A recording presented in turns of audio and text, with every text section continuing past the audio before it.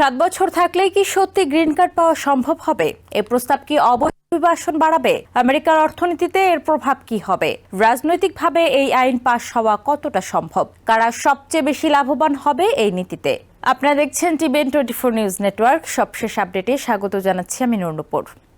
আমেরিকার অভিবাসন নীতিতে বড় ধরনের পরিবর্তনের সম্ভাবনা তৈরি হয়েছে নতুন এক প্রস্তাবের মাধ্যমে, যা বাস্তবায়িত হলে মিলিয়ন মিলিয়ন অনথিভুক্ত অভিবাসীর জন্য বৈধতার পথ খুলে যেতে পারে।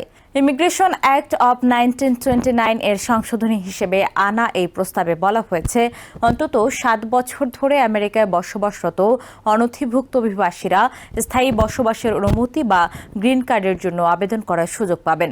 বর্তমান ব্যবস্থায় রেজিস্ট্রি সুবিধা একটি নির্দিষ্ট কাট অফ তারিখের উপর নির্ভরশীল, যা বহু বছর ধরে অপরিবর্তিত রয়েছে।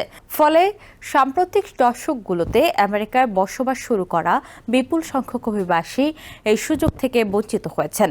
নতুন প্রস্তাব এই সীমাবদ্ধতাকে ভেঙে দিয়ে রোলিং এলিজিবিলিটি চালু করতে চায়, যেখানে নির্দিষ্ট সময় পূরণ করলেই ভবিষ্যতেও আবেদন করার সুযোগ থাকবে। এই পরিবর্তনের ফলে বাস্তবতা ও আইনের মধ্যে থাকা বড় ফাঁকটি কিছুটা কমে আসতে পারে। বর্তমানে আমেরিকায় বসবাসরত অনথিভুক্ত অভিবাসীদের একটি বড় অংশ বহু বছর ধরে কাজ করছেন, কর দিচ্ছেন এবং স্থানীয় সমাজে যুক্ত রয়েছেন। তবুও তারা আইনি স্বীকৃতি না থাকায় নানা ঝুঁকি ও অনিশ্চয়তার মধ্যে থাকেন।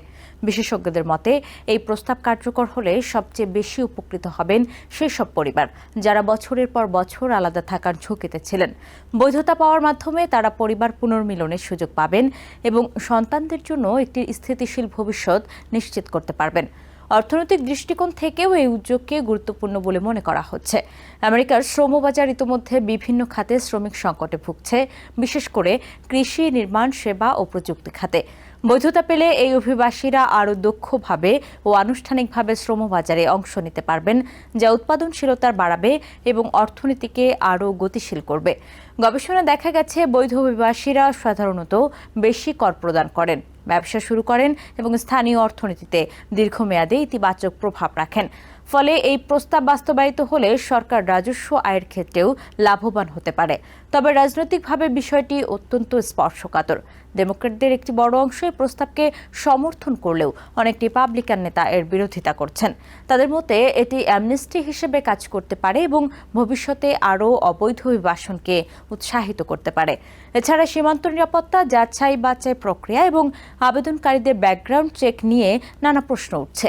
আইনটি পাশ হলে কিভাবে এই বিশাল সংখ্যক আবেদন প্রক্রিয়া করা হবে সেটিও একটি বড় চ্যালেঞ্জ হিসেবে দেখা হচ্ছে।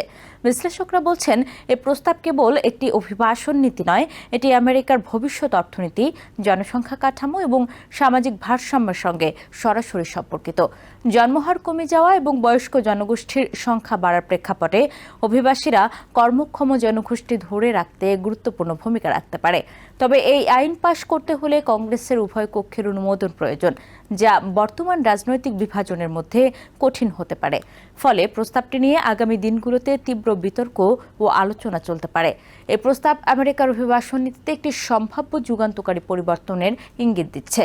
এটি বাস্তবায়িত হলে শুধু মিলিয়ন মানুষের জীবন বদলাবে না, বরং দেশের অর্থনীতি, সমাজ এবং নীতি নির্ধারণে দীর্ঘমেয়াদী প্রভাব ফেলবে। নিউ ইয়র্ক থেকে সম্প্রচারিত টিভিএন 24 টেলিভিশন বিশ্বজুড়ে বাঙালির কণ্ঠস্বর।